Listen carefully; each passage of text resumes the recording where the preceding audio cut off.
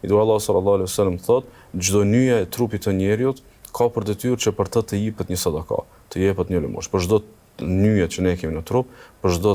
pjesë të shëndetit tonë dhe fizikut tonë, duhet të japim një sadaka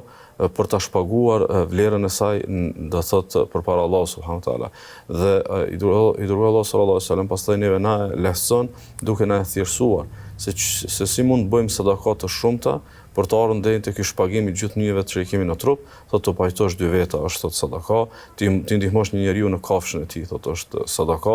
thotë ti ndihmosh dikujt për të hyrë në kafshën e tij apo për ta bartur barrën e tij, thotë është sadaka, një fjalë e mirë thotë është sadaka, çdo hap që e bën për në xhami, thotë për të shkuar për të falë namazin, është sadaka, çdo pengesë që largon nga rruga është sadaka. Mirë, po megjithatë, kjo ligjate sotme ka në fokus lëmoshën, sadakan e cila bëhet me dhënje, bëhet me të mirat materiale që i japim për të tjerët, duke mos e përjashtuar në fakt edhe këto domethënie të tjera, mirëpo ato janë të denjë ndoshta për tregtesat më vetësishme, ndërkaq që sonte inshallah me lenin Allah subhanahu wa taala vetëm ajo që ka të bëjë me dhënien, do të thotë e të mirave, dhënien asaj që ne e gëzojmë, një pjesë e saj të jetë për hir të Allahut subhanahu wa taala, për të ndihmuar nevojtarët,